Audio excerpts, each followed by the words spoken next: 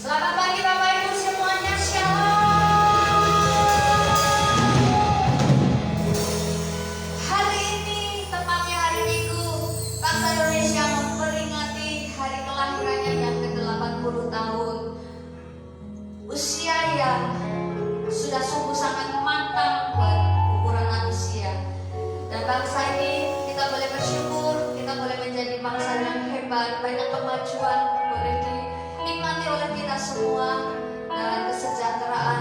Kiranya juga kita terus berdoa bagi bangsa ini agar terus menjadi bangsa yang maju, bangsa yang berkembang, boleh menjadi bangsa yang diberkati Tuhan. Lebih daripada itu, kita juga terus berdoa bagi bangsa ini supaya lawatan Tuhan, jiwa-jiwa boleh diselamatkan bangsa ini. Mari Bapak Ibu, kita mempersiapkan hati kita. Saya persilakan saudaraku untuk bersaat teduh.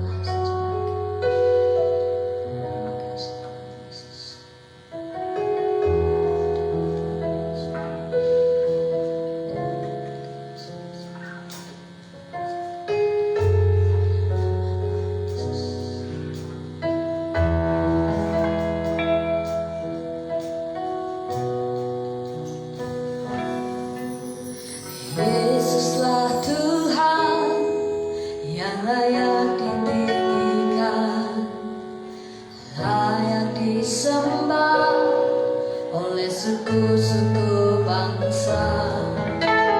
Dengan darah-Mu Kau telah tebus dosaku.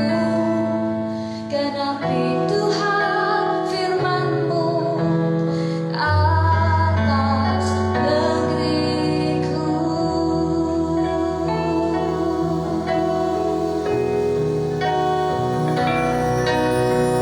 Yesuslah Tuhan yang layak ditinggikan,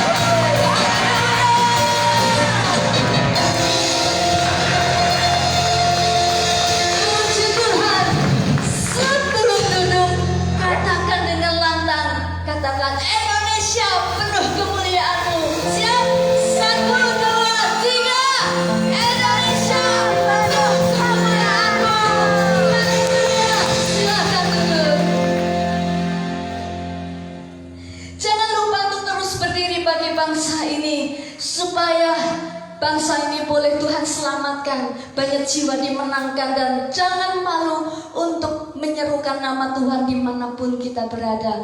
Jangan lupakan hal itu karena kita orang yang lebih dari menang. Saudaraku yang dikasih Tuhan, penyertaan Tuhan tidak hanya terjadi atas bangsa ini, tetapi juga atas kehidupan kita masing-masing. Kita boleh merasakan Tuhan baik. Sampai hari ini Tuhan memelihara, memberi kecukupan, memberikan kesehatan, kekuatan. Semua juga karena penyertaan Tuhan. Siapkan hatimu, sebentar kita akan mendengarkan firman Tuhan.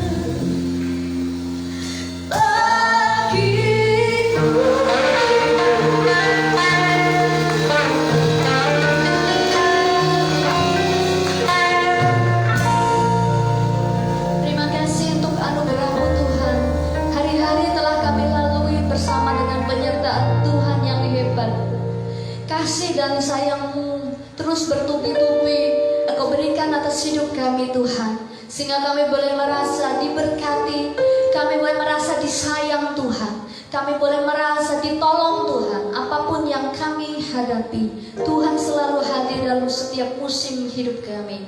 Engkau kekuatan yang menjadi sumber kami Tuhan, di mana tanpa Engkau kami adalah carang yang tidak bisa hidup tanpa pokok anggur. Kami bergantung kepadamu sepenuhnya Tuhan.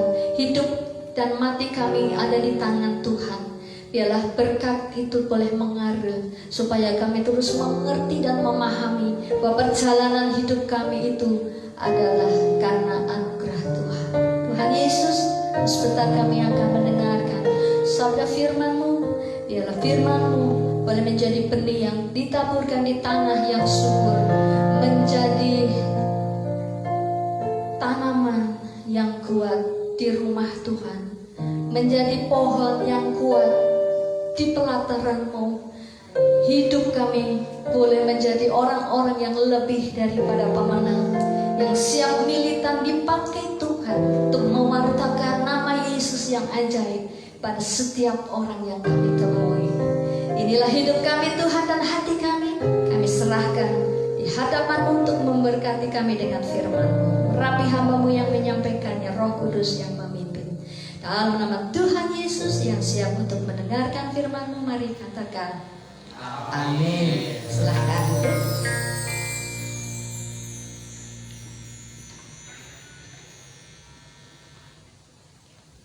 Shalom. Merdeka. Haleluya. Orang-orang yang merdeka adalah orang-orang yang siap untuk merendahkan diri di hadapan Tuhan. Amin. Sekali lagi, orang-orang yang merdeka adalah orang-orang yang siap untuk menyerahkan hidupnya kepada Tuhan. Kalau hari ini yang ke-80 tahun bangsa kita merdeka dari penjajahan bangsa lain, saudaraku yang dikasih Tuhan, saya percaya bahwa hari ini orang-orang yang ada di tanah air semuanya mengalami sukacita. Amin. Orang yang sudah mengalami kemerdekaan, hidupnya mengalami sukacita, dibandingkan dengan orang yang di bawah perhambaan, hidupnya mengalami tekanan, beban berat, ketakutan, kekhawatiran, kegelisahan. Ya, kenapa? Karena berada di bawah kekuasaan orang lain, saudaraku yang dikasih Tuhan. Di bawah kekuasaan bangsa lain. Tapi bangsa kita bangsa yang merdeka, harusnya rakyat Indonesia mengalami kemerdekaan lahir dan batin, saudaraku yang dikasih Tuhan.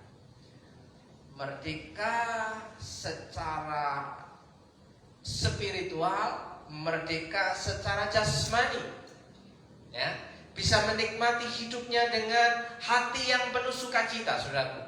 Bisa menikmati hidupnya penuh dengan kegairahan, tanpa ada rasa takut, tanpa ada rasa khawatir, tanpa ada rasa was-was, karena hidupnya sudah ada yang menaungi.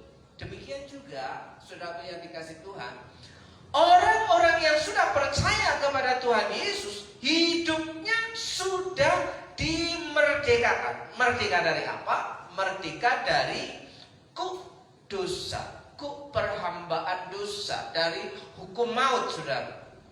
Yang tadinya berada di bawah hukum Taurat, di bawah dosa, hukum dosa, sudah pindah ke dalam hukum kasih karunia.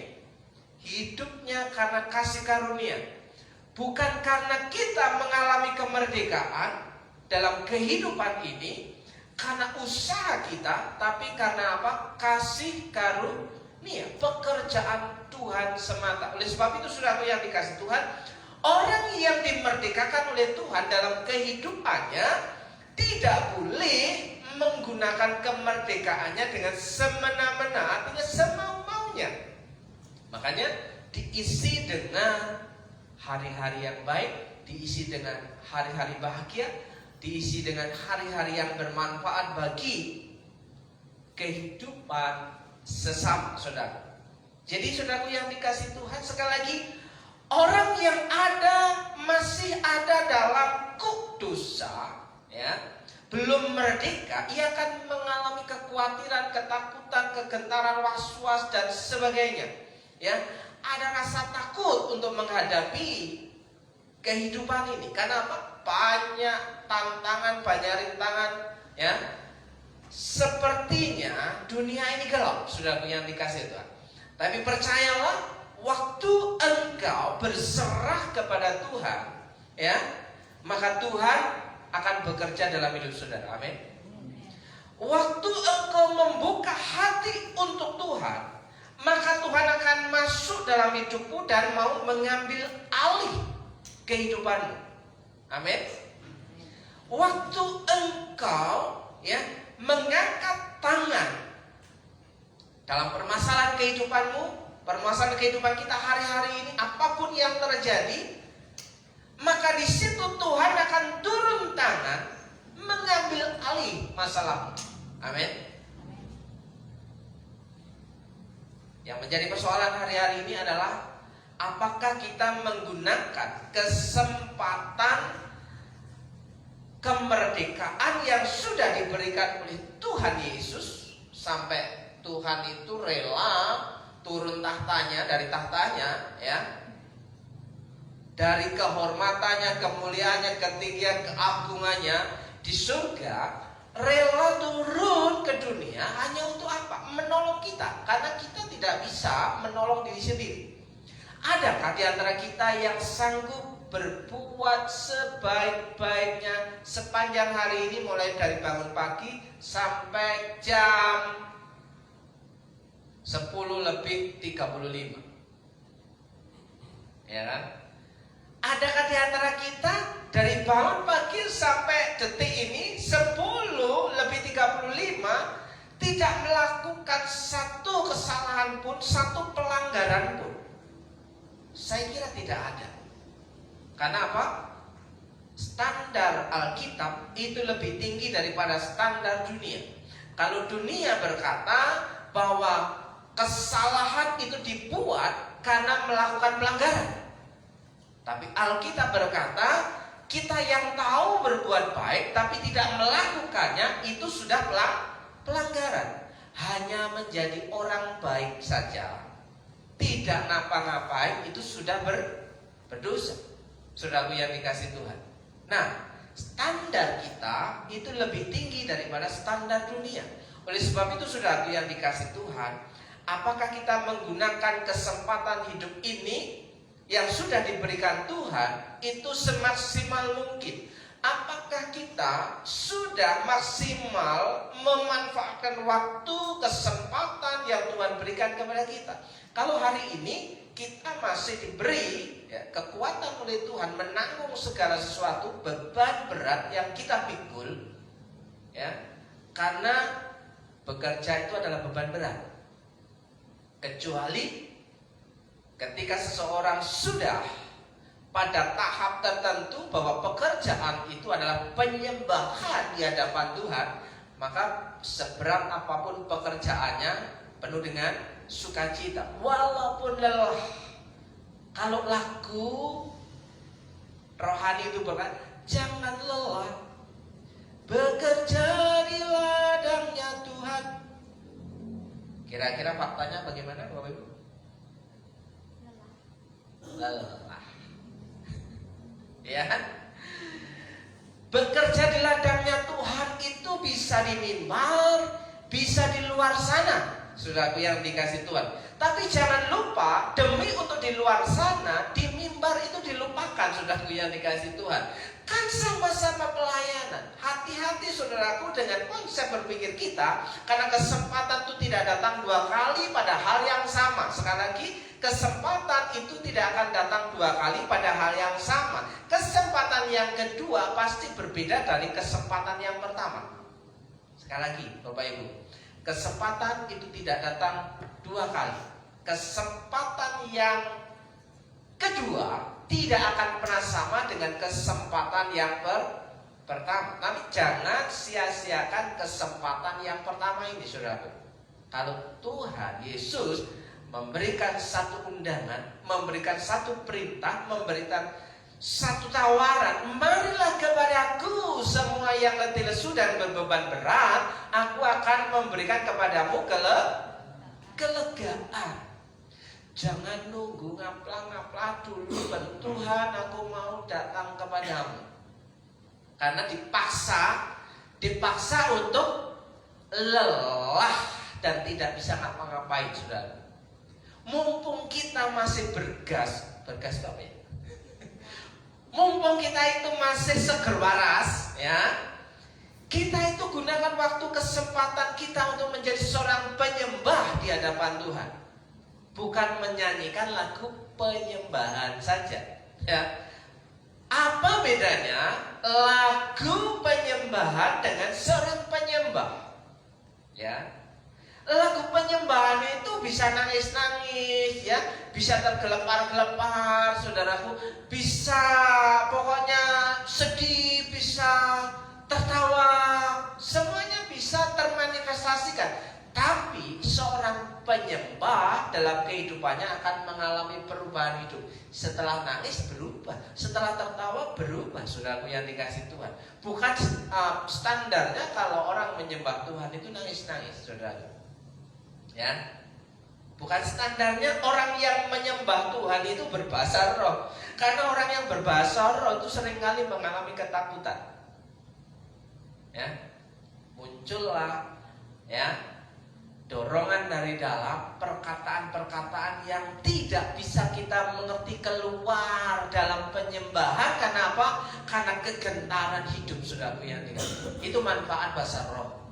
Membangun rohani pribadi, bukan membangun rohani orang lain. Jadi seringkali orang yang datang kepada Tuhan bukan karena ia sebagai seorang penyembah, tapi sedang melakukan pujian penyembahan. Itu berbeda, Bapak Ibu yang dikasih Tuhan. Oleh sebab itu Bapak Ibu, jangan gunakan waktu kita yang Tuhan beri itu dengan sia-sia. Karena kita tidak tahu 1 menit ke depan. Saya akan perlihatkan, ada testimoni sebuah video bahwa ada Tuhan itu memanggil seseorang bukan pada waktu dia ada di jalan, di rumah sakit, ada di rumah, tapi kadang-kadang di mimbar pun Tuhan bisa panggil, saudaraku yang dikasih Tuhan. Hidup ini adalah kesempatan.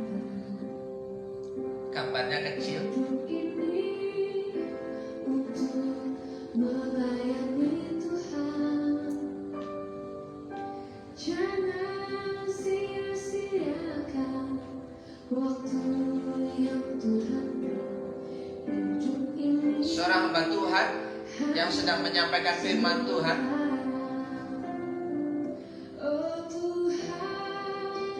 tiba-tiba Tuhan panggil, saudara.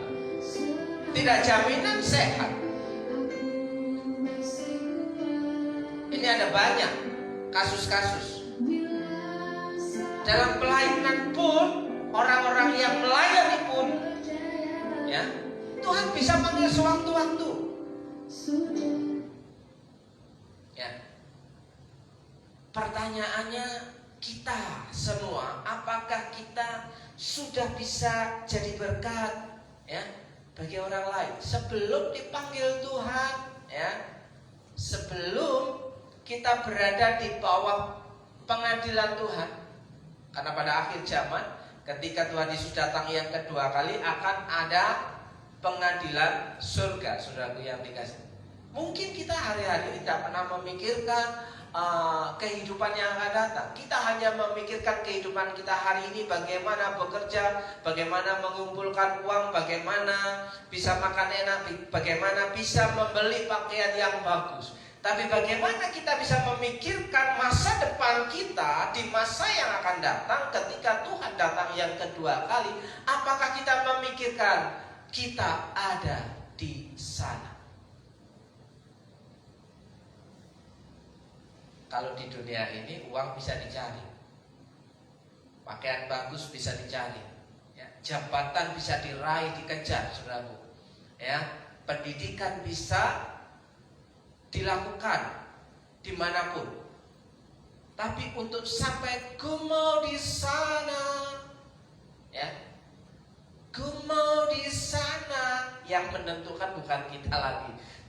Jadi hidup ini adalah kesempatan apa? Untuk melayani Tuhan, saudara.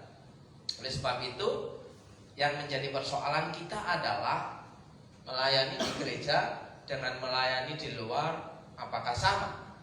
Pertanyaannya, ya, melayani dalam ibadah, pelayanan dalam pekerjaan, pelayanan dalam masyarakat, apakah sama hukumnya?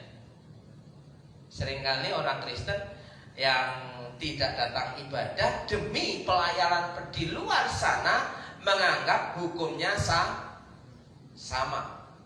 ya kan? Sama-sama pelayanan katanya kan.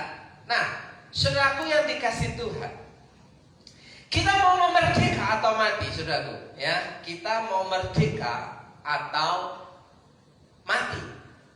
Yang jelas hari ini pilihan kita itu menentukan masa depan kita. Pilihan kita hari ini menentukan takdir kita.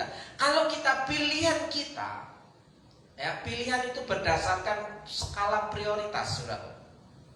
Ya, kalau skala prioritas itu mana yang lebih penting untuk kita putuskan, kita pilih dan kita kerjakan. Itu namanya skala prioritas, saudara. Tapi banyak orang Kristen tidak punya skala prioritas. Yang dipikirkan semuanya sama rata, sama rasa. Itu namanya pengertian komunis. Sama rasa, sama rata, sama-sama. Ya kan? Tidak punya hak sama sekali, sudah yang dikasih Tuhan. Nah, oleh sebab itu kita yang dimerdekakan oleh Kristus itu hari ini kita bisa menentukan pilihan kita, itu menentukan masa depan kita, saudaraku yang dikasih Tuhan. Ya, kita mau merdeka atau mati. Hanya ada dua pilihan di dunia ini. Kita mau merdeka dan hidup bersama, mau di sana, atau mati dalam penghukuman Tuhan.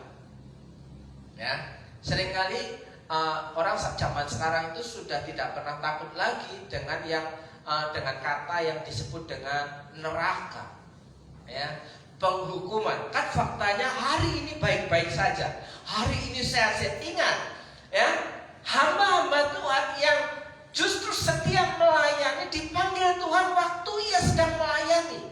Coba bayangkan kalau kita dipanggil Tuhan waktu masih di meja judi misalnya. Waktu dipanggil Tuhan masih mainan HP misalnya. Itu misal. Waktu dipanggil Tuhan masih menggendarai motor entah kemana. Bayangkan, ya. Kalau di tempat-tempat lain ada pertanyaan, apa yang kamu lakukan waktu itu, gitu kan?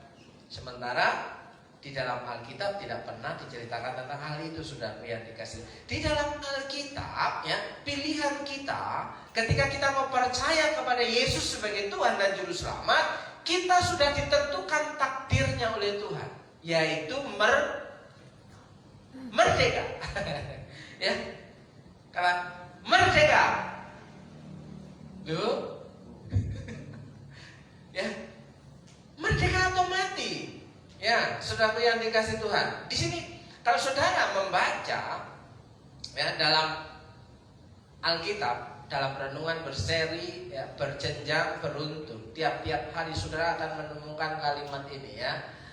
Tuhan sudah menyediakan segala sesuatu yang terbaik. Tuhan sudah merancangkan yang terbaik bagi orang-orang yang sudah dimerdekakan oleh Tuhan. Ya, kalau saudara meneliti dengan baik-baik, saudara akan menemukan ini di surat Yakobus, saudara yang dikasih Tuhan. Ada kalimat yang seperti ini. Ya, Tuhan merancangkan yang terbaik bagi orang-orang yang menerima kemerdekaan daripada Tuhan. Kita sudah tinggal menerima, saudaraku. Tapi kita seringkali memiliki pemikiran, semuanya sama saja. No, bukan seperti itu. Tidak sama, saudaraku yang dikasih Tuhan. Nah, ini ada satu statement. Yang penting ibadah atau ibadah itu penting. Sekali lagi, saudaraku, yang penting ibadah atau ibadah adalah penting.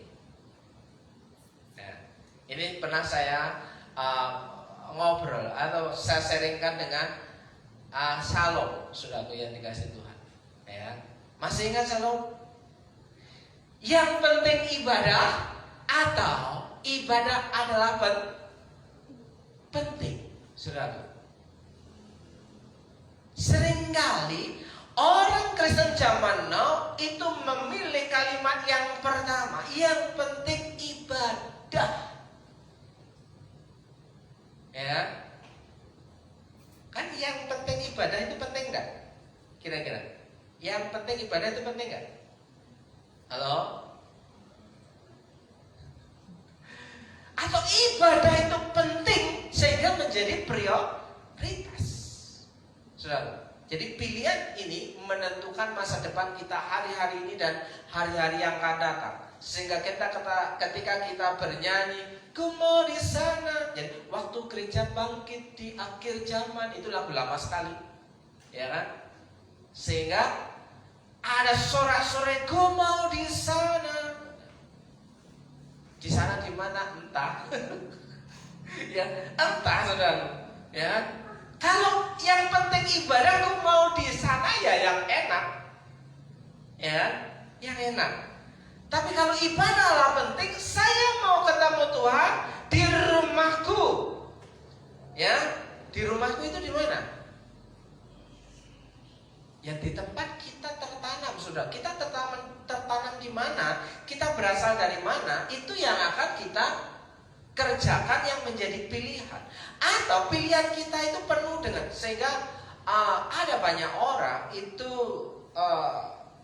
termasuk menjadi orang-orang yang terganggu, ya, kesehatan mentalnya dengan manipulasi bahwa ada banyak pilihan-pilihan di depan kita.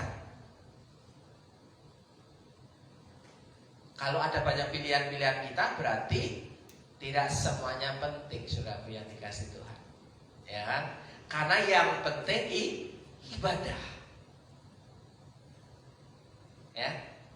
Nanti Bapak Ibu akan merasa ini begitu urgent ketika Bapak Ibu sudah sampai pada titik tertentu bahwa Bapak Ibu itu benar-benar memahami bahwa Tuhan itu begitu baik dalam kehidupan Bapak Ibu melalui orang-orang di sekitar, orang-orang dekat.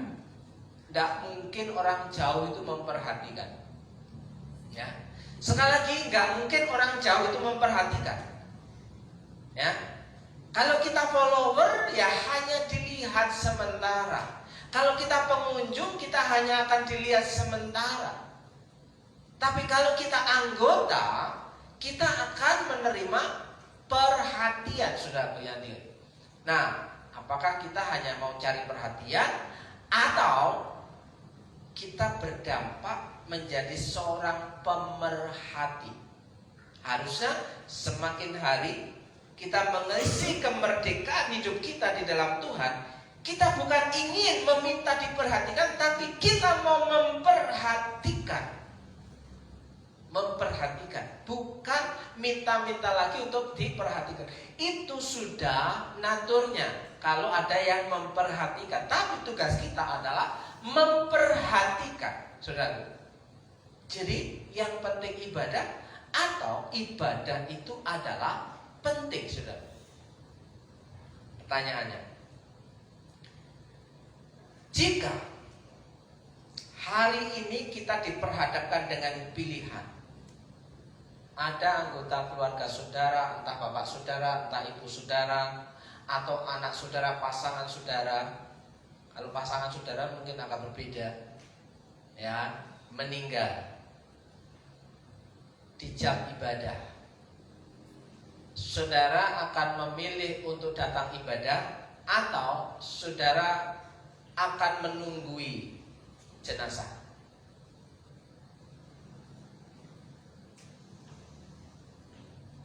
Atau ada kasus yang lain?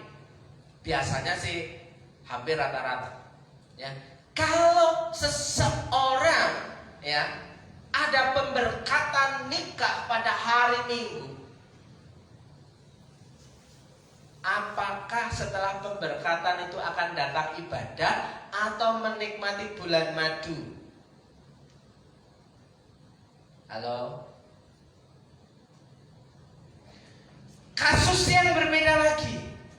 Pada jam sama, ya, ada undangan makan-makan di luar sana, atau kita akan datang untuk ibadah lebih dahulu. Wah, kalau datang ibadah lebih dahulu, keburu acara makan-makannya selesai. Ya. Untuk menjawab pertanyaan, yang penting ibadah atau ibadah itu adalah penting, saudara. Kembali ke kasus yang pertama, ya. Kalau salah satu anggota keluarga kita meninggal pada jam ibadah, apakah kita ada di tempat duka atau kita akan datang ibadah? Kemungkinan ini sulit untuk menjawabnya. Kalau saya memaksakan untuk jawaban, pasti saya dimarah-marah. Kata perasaan bapak itu, gitu kan, sudah tahu berduka masih disuruh datang ibadah. Ya.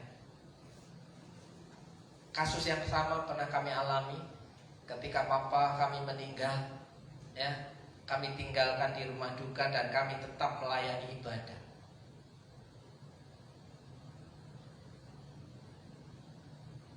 Gak tahu reaksi hati, ya, istri saya ketika memimpin pujian, ya, jadi WL, bagaimana mengajak orang untuk bersukacita, pada dalam hati ia sedang berduka.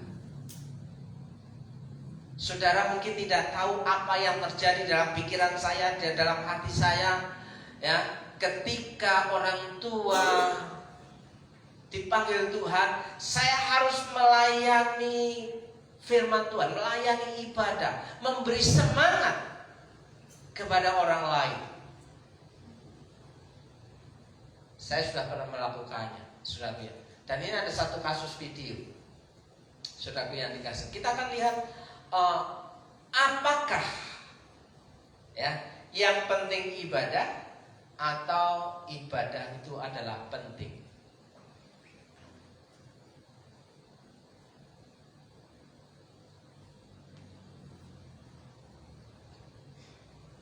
Ting teng.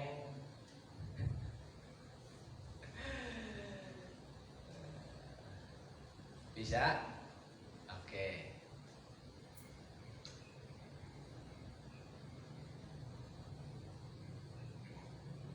Ada seorang hamba Tuhan siap untuk pergi ini dibuat oleh AI, saudara. istrinya keluar Tapi ada kasus nyata. Pendeta itu bertanya apa yang terjadi. Sang istri berkata sambil menangis, anak kita, dia meninggal. Keduanya pun masuk ke rumah dan melihat anak itu sudah mati. Sang pendeta yang sudah siap untuk pergi ke gereja berkata, ayo kita pergi ke gereja. Istrinya marah dan berkata, anak kita mati dan engkau berkata, mari kita ke gereja. Pendeta itu berkata,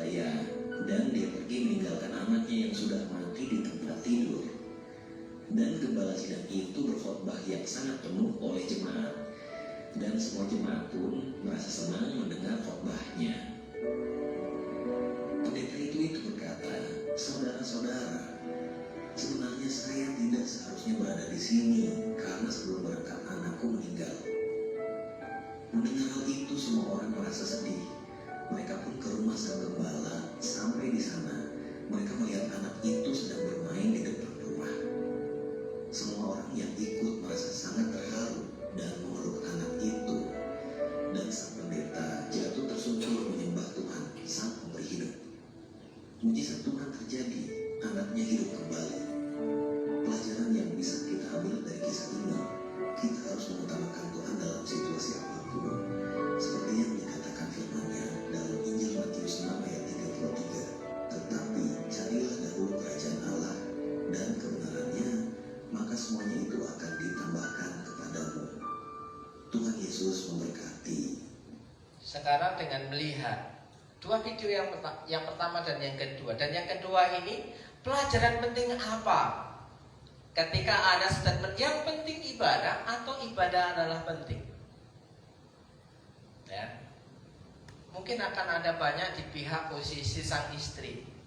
Sang istri marah-marah. Ya. Tahu anakmu, ya. Gak punya rasa, misalnya. Gak punya perasaan. Saudaraku yang dikasih Tuhan,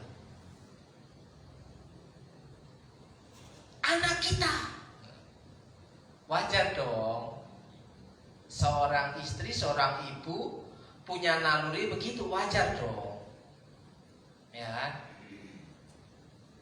Tapi seorang suami, seorang bapak di situ melihat sesuatu dimensi yang lain, saudaraku yang dikasih Tuhan. Dia punya tanggung jawab besar, ya. Saya kemarin juga pernah dikomplain.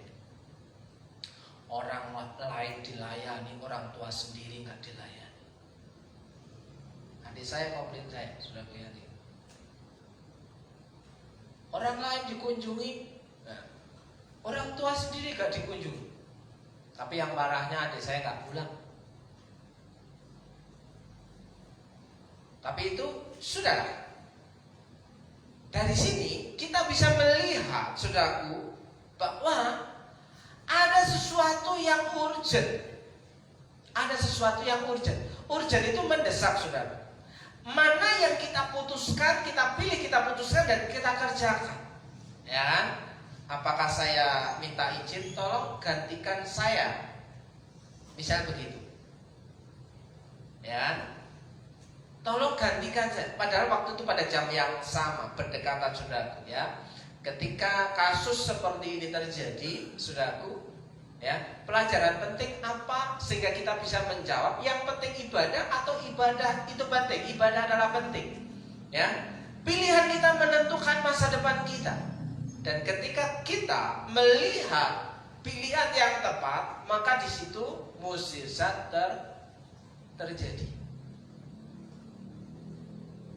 Ada campur tangan Tuhan. Itu ambil alih dalam kehidupan kita. Ada mukjizat terjadi pada keluarga pendeta ini. Ya, dia selesaikan dulu apa yang penting dan mendesak. 1 jiwa dibandingkan dengan berapa jiwa? 1 jiwa di rumah dibandingkan dengan jiwa-jiwa yang sedang membutuhkan cinta kasih Tuhan, mendengarkan kabar baik daripada Tuhan. Sementara 1 jiwa ini sudah aman sebenarnya.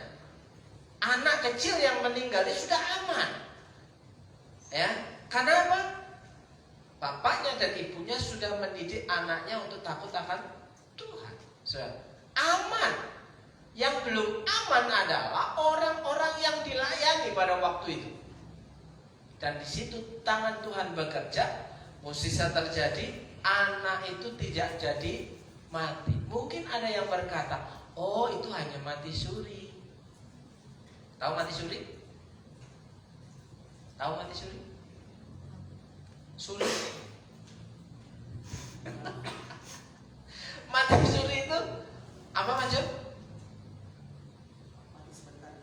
mati sebentar. Ya, sebenarnya nggak mati, itu tidur. Ya, tapi kejadian ini benar-benar mati. Seperti halnya yang dituduhkan ketika Yesus mati. Ya, hanya dikatakan tidur, mati suri, itu tuduhan, saudara. Tapi ini fakta, saudara yang dikasih.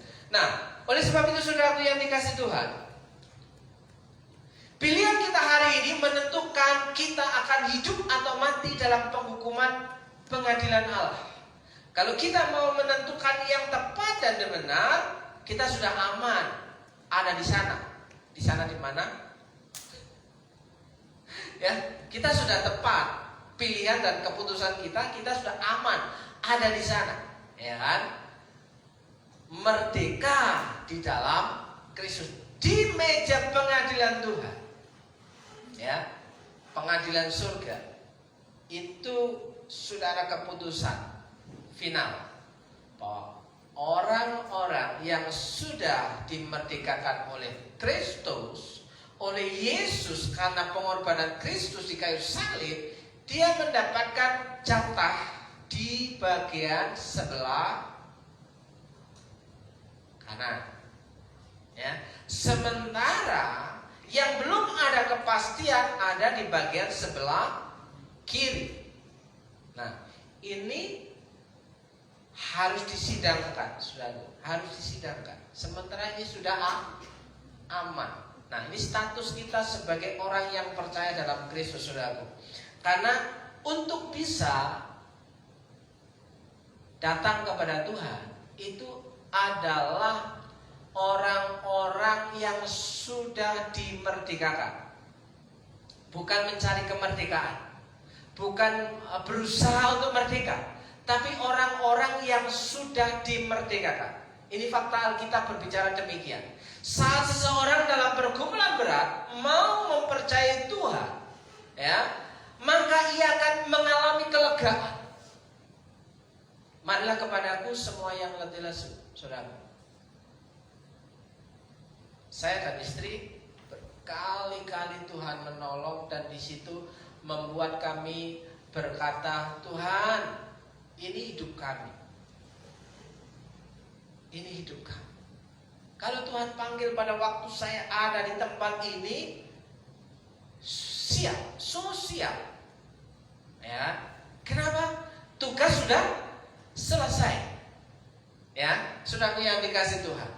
Nah, Roma 8 ayat yang kedua, Roh yang memberi hidup telah memerdekakan kamu dalam Kristus dari hukum dosa dan hukum maut. Hukum dosa, hukum maut. Ya, itu jatah untuk orang-orang yang ada di sebelah kiri. Ya, Roh yang memberi hidup telah memerdekakan kamu. Kamu itu siapa? Saudara. Amin. Kamu itu siapa? Saya. Kamu itu siapa? Pede gitu loh, dong. Dong. Pede gitu loh. Ya. Saya percaya kalau Tuhan itu pasti menolong saya. Walaupun dalam kegentaran, dalam kadar tertentu, seseorang tidak bisa menghilangkan ketakutan, saudaraku yang dikasihi Tuhan. Ya kan? Bahkan pada waktu kita sakit pun kita takut untuk mati. Kegentaran itu namanya. Tapi dengan percaya diri, ya, kita mempercayai apa yang dikatakan Tuhan, bahwa saya sudah dibebaskan dari hukum dosa dan hukum maut karena Kristus yang sudah disalibkan, saudara. Kita merdeka, ya. Roh yang memberi hidup telah memerdekakan kamu dalam Kristus. Siapa kamu? Inilah saudaraku yang dikasih Tuhan. Ya, seringkali berkat itu, saudaraku, lewat begitu saja. Pada berkat itu OTW, perjalanan untuk siapa dia akan diampirkan. Diampirkan apa sih biasanya? Ya, misalnya lewat di situ kendaraan mengangkut berkat bantuan, dan siapa yang sudah ready di depan pintu dia akan menerima berkat itu, saudaraku. Ya, saya, gitu kan? langsung turun itu berkatnya. Ya, tapi lama cuma pelongop gitu lewat, mau nggak, itu kan diam aja nunggu. Kita sudah lewat, tetangganya dapat, loh saya kok nggak dapat? Artinya apa? Kesempatan itu hanya satu kali, saudaraku.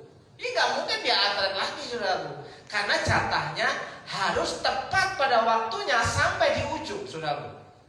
Jadi kalau ada kesempatan langsung cicak ding. Ya, menangkap seekor nyamuk, gitu harusnya, saudaraku. Kalau ada kesempatan, gak usah melihat apa itu isinya, langsung ya, cicak gak akan bertanya ini enak enggak ya, dia langsung aja sudah lihat dengan Tuhan. Ya, nah, merdeka dalam Kristus. Pilihan kita menentukan masa depan kita.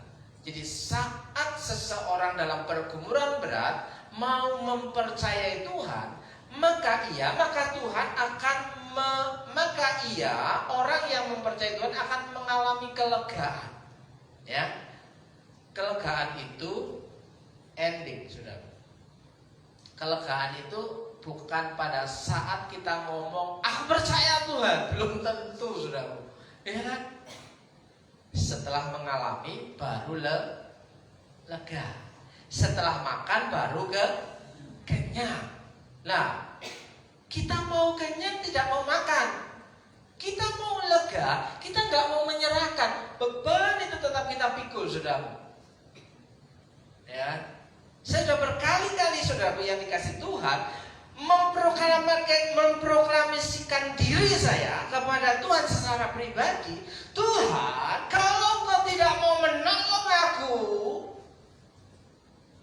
bukan berarti saya mau mundur, ya kan? Yang malu bukan aku, Tuhan. Tahu maksudnya? Yang malu bukan aku, Tuhan. Karena apa? Karena aku sudah mempercayai Engkau, tapi Engkau tidak menolong aku. Berarti yang malu siapa? Tuhan. Gak mungkin toh Tuhan mempermalukan dirinya sendiri. Iya kan? Makanya kita bergantung kepada Tuhan, ya. Kita bergantung kepada Tuhan, kira-kira kuat gak ya? Kalau kita bergantung itu kira-kira kuat gak dengan kekuatan tangan kita? Kita kuat gak? Hah? Ya, yang kecil misalnya, ya kan? Tangan kita di atas, ya kan? Terus kita tarik, ya. Set. Seberapa kuat sih? Berapa detik? Berapa menit kita kuat? Set. Lama-lama tangan kita pegel, ya. Lama-lama setelah kencot, ya kan? Kalau sudah redep, ya, bisa-bisa terlepas itu pegangan kita dan itu akan merusak suasana. Saudara yang dikasih Tuhan. Oleh sebab itu, biarlah tangan kita yang dipegang oleh Tuhan, saudara. Peganglah tanganku, Roh Kudus, setiap hari ku tak dapat jalan sendiri tanpa Roh-Mu. Roh yang memberi hidup telah memerdekakan kamu. Percayakan kau akan hal ini, saudara? Karena untuk percaya kepada Tuhan itu perlu latihan, saudara. Karena mata kita melihat fakta realitas yang tidak sama dengan yang menjadi roh, spirit roh kita ketika kita mempercayai Tuhan yang tidak kelihatan, saudara. Hari ini nol. Tapi kata Tuhan, aku sudah menyediakan bagimu. Kita bimbang toh. Mata kita melihat nol, tapi Tuhan berkata, aku sudah menyediakan bagimu. Lebih mempercayai yang mana? Ya jelas yang kelihatan dong, Pak. Loh ya, seringkali kan begitu. Sehingga kita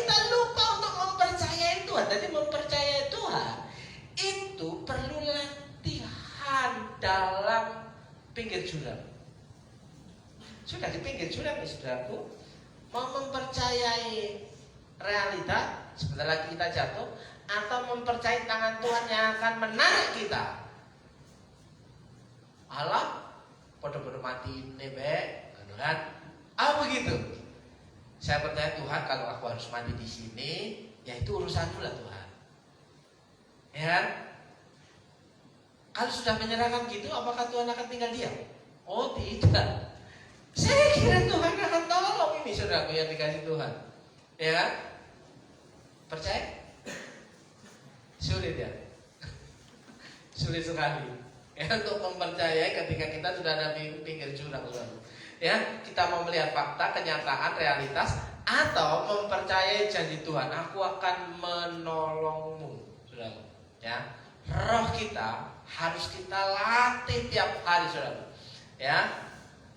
Sementara Yohanes 6 ayat 24, aku berkata kepadamu, sesungguhnya barang siapa mendengar perkataanku dan percaya kepada Dia yang mengutus aku, ia mempunyai hidup yang kekal. Ku mau di sana, ya, ada jaminan, ya. Terus dan tidak turut dihukum, tidak turut dihukum. Ini status orang yang dimerdekakan di dalam Kristus, tidak turut dihukum sebab ia sudah pindah dari dalam maut ke dalam hidup. Sudah dipindahkan dari dalam maut ke dalam hidup. Maka muncul lagu jangan tukar Yesus. Alasan. Ya kan, makanya muncul lagu itu saudaraku. Ketika kita sudah pindah dari maut, ya, dari dalam maut ke dalam hidup, jangan ditukar lagi hidup ini ke dalam maut hanya demi sesuap nasi, saudaraku yang dikasih Tuhan. Hanya demi jabatan, hanya demi kenaikan pangkat, saudaraku yang dikasih Tuhan. Karena ya, hidup itu lebih berharga daripada berada di dalam hukum maut. Saudara, kita punya rencana banyak, tapi kita nggak bisa menikmati apa-apa. Hari ini mau ke kota A dan hari besok mau ke kota anu. Kalau sudah hasilnya banyak, maka akan saya bikinkan lumbung yang besar.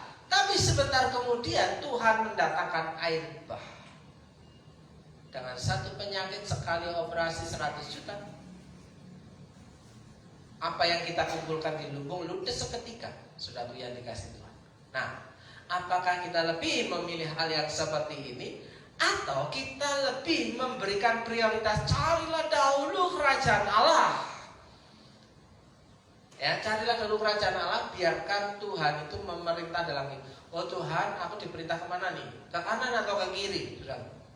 Dan itu butuh hikmat Tuhan untuk menentukan ke kanan atau ke kiri. Tidak, saya rasa saya ke kiri aja, ya kan? Saya rasa saya ke kiri aja, saudara yang dikasih. Nah, saudara yang dikasih Tuhan, hal berikutnya ada saat seseorang dalam pergumulan berat seringkali mulai meninggalkan Tuhan. Kenapa sih ketika kita itu dalam pergumulan berat, justru kita malah tidak mau mendekat kepada Tuhan, malah kita mau menjauh daripada Tuhan? Karena apa? Satu kata, kecewa. Orang meninggalkan Tuhan, orang meninggalkan gereja, orang meninggalkan ibadah, satu kata, kecewa. Jadi saat seseorang dalam pergumulan berat seringkali mulai meninggalkan Tuhan. Tapi di sini firman Tuhan berkata, barang siapa percaya kepadanya, ia tidak akan dihukum. Barang siapa tidak percaya, ia telah berada di bawah hukuman. Hukumnya hak percaya kepada Tuhan, bebas dari hukuman. Dan barang siapa tidak percaya, ya, tetap berada di bawah, tidak pindah, tidak jadi pindah. Dia akan tetap ada di situ. Nah, saudaraku yang dikasih Tuhan, kita mau memilih hidup merdeka atau mati. Mungkin kita sudah percaya kepada Tuhan, pasangan kita, orang tua kita, anak-anak kita, cucu kita. Coba pikir, saudara berangkat sendiri, ya, ke gereja aja, pasangan suami istri. Kalau nggak ada pasangannya, ya Pak Oya, kayak gimana gitu kan Pak Oya? Biasanya ada di samping kan Pak Oya? Iya. Tapi tiba-tiba nggak ada, pasti ingetin dia. Biasa. Kamu panik, iya. Kita merasa ada yang hilang, ada yang kosong, saudaraku yang dikasih Tuhan. Ya, ketika saya ditinggal sama istri saya, gelundang-gelundung dewe kan. Loh iya no, mau gelundang-gelundung sama siapa? Hah? Gelundang-gelundung dewe kan? Lapar, balik makan lagi, saudaraku. Sudah kenyang, mau ngapain lagi? Main HP misalnya. Ada bosan mata sampai perih, ya kan? Mau tidur, gelundang-gelundung, gak bisa merem-merem, gak bisa tidur-tidur. Bangun lagi, ke meja makan lagi, sampai nasinya habis. Oh, saya masak banyak, ya? Ditinggal istri saya sama masak banyak, ya kan? 2 takar itu 2 takar itu 2 gelas. 2 gelas. Bodo amat, yang penting saya bisa makan. Yang saya kerjakan itu, saudara. Ada sesuatu yang gak enak ketika melihat pasangannya gak ada, keluarga gak ada, anak gak ada, kita makan sendiri enak. Mungkin Pak Awas sudah latihan, kan udah lama kan makan sendiri, udah lama, iya kan? Tapi yang baru-baru, misalnya kita yang masih ada pasangan, tiba-tiba pasangannya nggak ada, ya kan? Makan nggak enak, sudah. Yakin, kecuali kalau makan sendirian biasanya, ya kan? Dalam kamar makan, ya itu udah terbiasa, ya kan? Enak aja, enakin aja, karena apa? Biasa. Tapi kita kembali ke sini lagi, kok ke situ ya? Ya, orang yang percaya kepada Tuhan hidupnya dimerdekakan, dia tidak ada di bawah hukuman. Sekali, ini status orang Kristen sebenarnya, tapi banyak orang yang tidak menyadari hal ini, ya kan?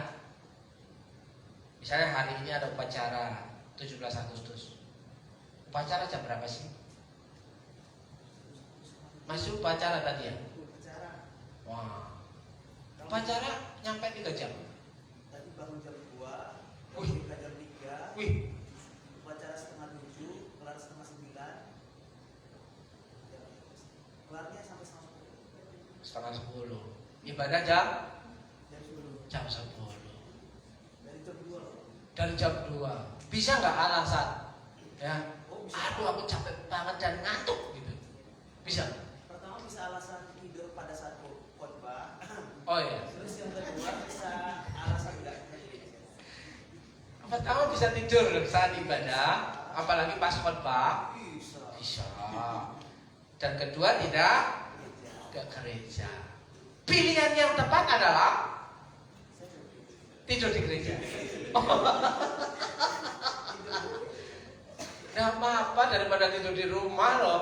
Saya aja diem aja kalau ada yang tidur kan, nggak mungkin saya bangunin. Ya, Nanti tersinggung. lah makanya. Wih, nggak ampun. Nah, berikutnya saudaraku, kita cepat ya. Berani tampil beda, ya. Orang yang berani tampil beda itu dari yang lain, apalagi dari yang lain itu saudaraku yang dikasih Tuhan, dia memiliki keunikan tersendiri, saudaraku. Ya, kan yang penting ibadah atau ibadah itu penting. Berarti pilihan masuk itu ibadah itu penting, bukan yang penting ibadah. Bisa nggak? Nanti sore aja ke ibadah sore. Masalahnya tempat kita nggak ada ibadah sore, iya kan?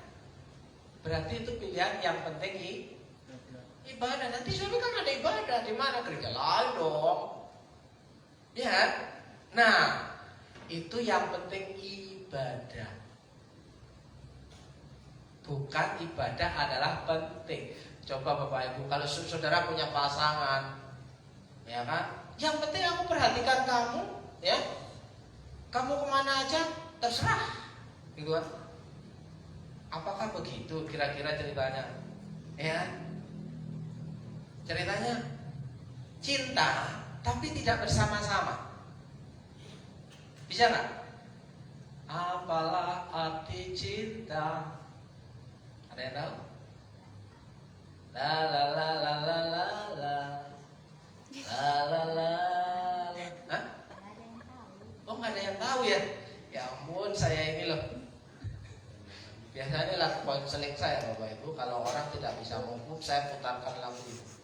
Oh iya, anak, apalah arti cinta kalau tidak memiliki? Apalah arti cinta kalau tidak bisa berjalan bersama-sama? Amos 3 ayat yang ketiga berkata, bisakah dua orang berjalan bersama-sama tanpa ada kesepakatan janji? Ya, satu ke kiri, satu ke kanan. Coba sampai semain dulu. Weh, tampil tidak lah. Ya, terakhir ya. Serahkan pada Tuhan ya. Kalau serahkan pada Tuhan Yesus ya manut dalane Gusti ta ya. Manut karo Gusti ya, gandol Gusti tret. Gandol Gusti tret, kan? Gandol Gusti tret kan. Tapi enggak gandol Gusti beneran. Ya, ngomongin gandol Gusti tapi melayu. Oh iya. Hati-hati loh kalau model. Saya ingatkan untuk yang masih gadis, yang masih jaka, ya, hati-hati. Kalau aku cinta kamu tapi nggak pernah memiliki, buang. Loh iya no ya. Saya ngomong sama istri saya, kalau kamu nggak mau ikut saya nggak jadi nikah gua. H-1 saksi ada. H-1 saya bilang kalau kamu nggak mau ikut aku ya H-1 nggak jadi nggak apa-apa, saya pulang lagi. Jawabnya apa deh? Malu ya. Serahkan pada keputusan kita diselaraskan kepada kemauan Tuhan. Terserah saudara mau ambil keputusan apa, tapi komunikasikan dulu kepada Tuhan, saudaraku yang dikasih Tuhan. Karena orang yang menyerahkan hidupnya kepada Tuhan, dia bisa rendah hati, bisa berserah kepada Tuhan, maka hidupnya akan mengalami kemerdekaan. Ya, 1 Petrus pasal yang kelima ayat 6 ke 7. Karena itu rendahkanlah dirimu di bawah tangan Tuhan yang kuat. Tangan Tuhan itu kuat, saudaraku. Ya, supaya kamu ditinggikan pada waktunya. Ditinggikan pada waktu. Mungkin hari ini kita masih drosor-drosor, saudaraku. Tapi waktu Tuhan angkat, kita nggak tahu kapan waktunya. Ya, serahkanlah segala kekhawatiranmu kepadanya, sebab Ia yang memelihara kamu. Serahkanlah hidupmu kepada Tuhan, karena Ia yang akan menolongmu. Itu terjemahan bahasa Indonesia sehari-hari. Atau firman Allah yang hidup mengatakan, Ia yang akan menolongmu. Kita butuh pertolongan, gandol Gusti tret, gandol Gusti, ya, gandol beneran gitu loh. Kalau gandol lepas, kita jatuh, saudaraku. Kalau jatuh di situ tangan Tuhan yang kuat yang akan gandolin. Ya gantian, mampirlah dengan doaku, jangan kebangetan Tuhan lewat terus. Kalau saya jawabnya begitu, jawabnya orang lain kau hampiri, kenapa kamu lewati Tuhan? Loh, boleh dong ngomong kayak gitu dong. Masa sama bapaknya sendiri kok. Apa kami yang di surga? Loh kan? Orang lain kau hampiri, tepluk. Lah pun di. Loh kan? Doa yang sambil nyanyi pun bisa. Ganjaran kerendahan hati dalam Amsal 4 ayat yang keberapa? Yang pertama, kehormatan. Yang kedua, kekayaan. Yang ketiga, kehidupan. Jadi orang yang merendahkan diri di hadapan Tuhan akan ditolong oleh Tuhan, akan dimerdekakan oleh Tuhan, dan hidupnya itu dipelihara, ditolong Tuhan. Saudara ya, apakah ada amin? Atau amin sudah pergi? Pak Victor, ayo amin Pak. Haleluya Bapak Ibu, saudara yang dikasih Tuhan. Ya, kita harus berani tampil beda, saudara. Saudara sebagai orang yang percaya kepada Tuhan, berani percaya diri. Siapa kita sesungguhnya di hadapan kita? Tuhan, hari ini aku percaya bahwa Engkau sanggup menolongku hari besok. Kalau hari kemarin Kau sudah tolong, saya percaya hari ini Engkau akan tolong. Dan saya percaya besok pun Engkau akan tolong. Karena Yesus Kristus itu tidak pernah berubah. Dia sama dari hari kemarin, hari ini, dan hari yang ada. Karena Tuhan Yesus tidak berubah. Tidak berubah. Tidak berubah. Amin. Nyanyi apa Pak?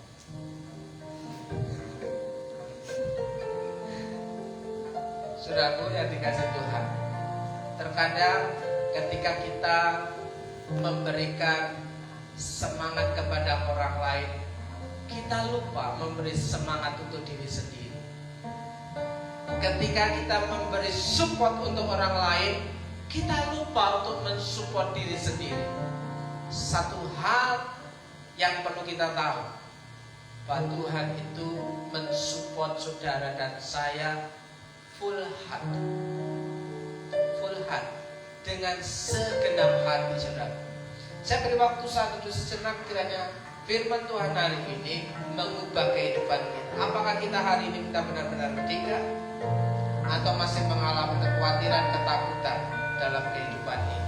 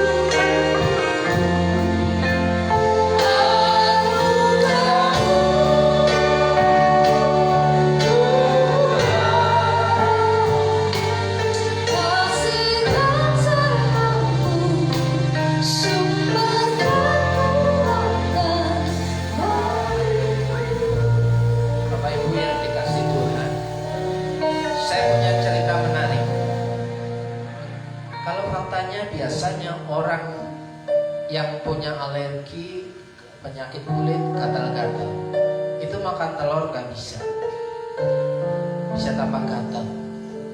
Apalagi makan pindang,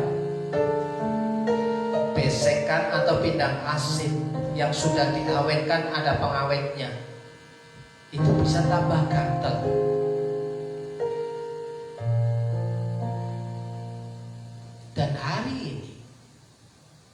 mama saya tiap hari hanya mau makan ikan pindang, padahal dia gatelan, belum selesai. Yang tadinya cuma makan tahu tempe, sudah nggak mau makan tahu tempe lagi. Ditinggalkan tahunya, tempenya. Dia makan tiap hari minta pindang, makan telur. Logikanya akan kumat gatelnya. Tapi nggak ada laporan dari mama saya kalau gatalnya kumat. Itu apa artinya Bapak Ibu? Mindset kita yang dirubah. Percaya Tuhan ini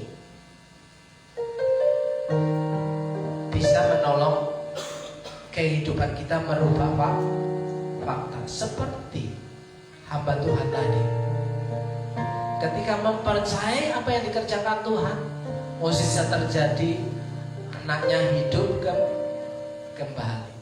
Apapun yang menjadi pergumulan saudara hari ini, saya berdoa kiranya Tuhan menolong hidup saudara. Yang sakit, yang lemah tubuh, Tuhan jamah berikan kekuatan dan kesehatan. Bergumul dengan anak, istri, suami dan keluarga, Tuhan memberikan pertolongan dan pemulihan. Yang bergumul dengan pekerjaanmu, dengan usahamu, dengan ekonomimu, berkat Tuhan tersedia baru tiap pagi. Yang percaya katakan amin. Shalom. Shalom. Mereka.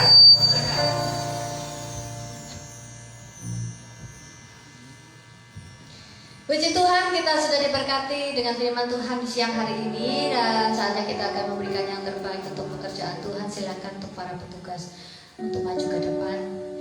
Ya, mari kita bawa persembahan kita dalam doa. Terima kasih Tuhan, puji syukur untuk berkat kelimpahan yang Tuhan sediakan dalam hidup kami.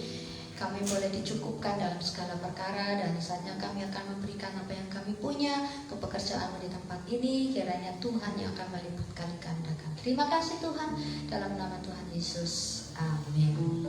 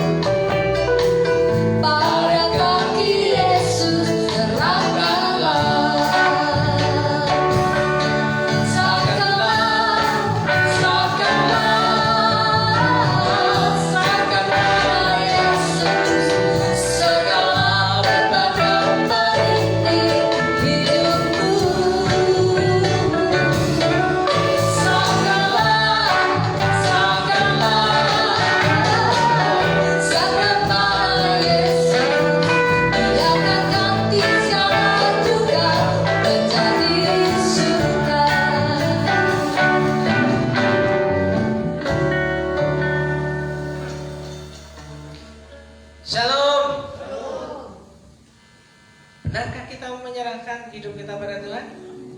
Amin. Serahkanlah.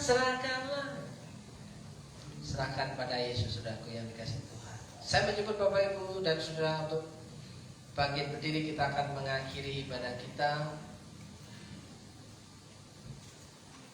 Ada yang berulang tahun sepanjang minggu ini. Oh, David, gak ada ya? Itu acara jauh saja. Hari ini kami berdoa untuk David yang berulang tahun.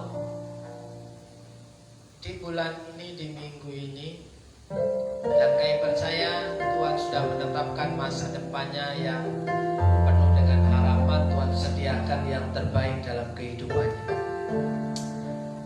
Dan Tuhan menolong dan memberkati hidupnya dalam berkat nama Tuhan Yesus.